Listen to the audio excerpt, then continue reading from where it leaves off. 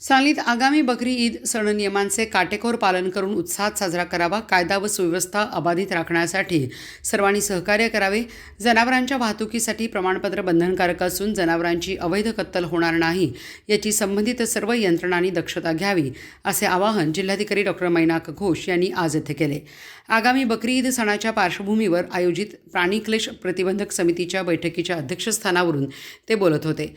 जिल्हाधिकारी कार्यालयाच्या बैठक कक्षात आयोजित या बैठकीस महानगरपालिका आयुक्त संजिता महापात्रा, जिल्हा परिषद अतिरिक्त मुख्य कार्यकारी अधिकारी मनोज जाधव, जिल्हा पशुसंवर्धन उपायुक्त डॉ. अजयनाथ धोरे, सहाय्यक आयुक्त पशुसंवर्धन डॉ. कृष्णा माळी, डॉ. राजीव चंदनशिवे, उपप्रादेशिक परिवहन अधिकारी प्रसाद गाजरे, जिल्हा माहिती अधिकारी संप्रदा बिडकर, सहाय्यक पोलीस निरीक्षक प्रफुल्ल कदम, महापालिकेचे पशुवैद्यकीय अधिकारी प्रत्यक्षरित्या तर जिल्ह्यातील नगरपालिकांचे मुख्याधिकारी, पशुसंवर्धन विभागाचे तालुकास्तरीय अधिकारी, जनावरांच्या संरक्षणाशी संबंधित संस्थांचे प्रतिनिधी दूरभाष्य प्रणालीद्वारे उपस्थित होते.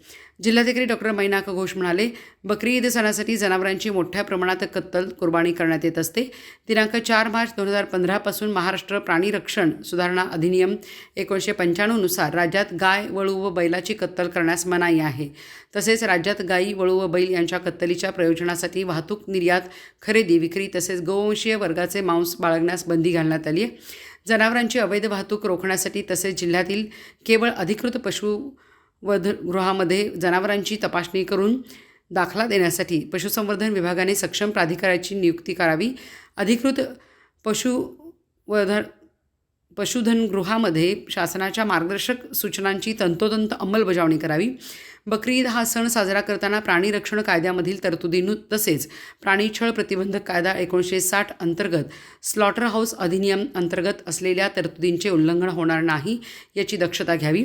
प्राण्यांच्या अवशेषांची योग्य पद्धतीने विल्हेवाट लावून शहर गाव स्वच्छ ठेवण्यासाठी सहकार्य करावे, असे त्यांनी सूचित केले. अनाधिकृत कत्तलखान्यावर कारवाईसाठी भरारी पथके नेमावीत. गावातील अनाधिकृत कत्तलखान्याची माहिती सरपंच व ग्रामसेवक यांनी द्यावी, असे सांगून जिल्हाधिकारी डॉ. मैनाक घोष म्हणाले, बकरी ईद सणासाठी जनावरांची वाहतूक होत असताना त्यांच्याकडे प्राधिकृत पशुवैद्यकीय अधिकाऱ्यांचे स्वास्थ्य प्रमाणपत्र व वाहतूक प्रमाणपत्र असल्याची तपासणी करावी. जनावरांची वाहतूक होत असताना त्यांच्या कानात बिल्ला व प्रचलित कायदे व नियम यांचे पालन करावे.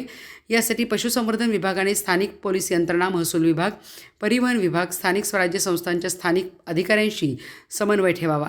जनावरांची अवैध वाहतूक रोखण्यासाठी प्रत्येक चेक पॉईंटवर जनावरांची वाहतूक नियमाप्रमाणे होत असल्याची तपासणी करावी, असे त्यांनी यावेळी स्पष्ट केले.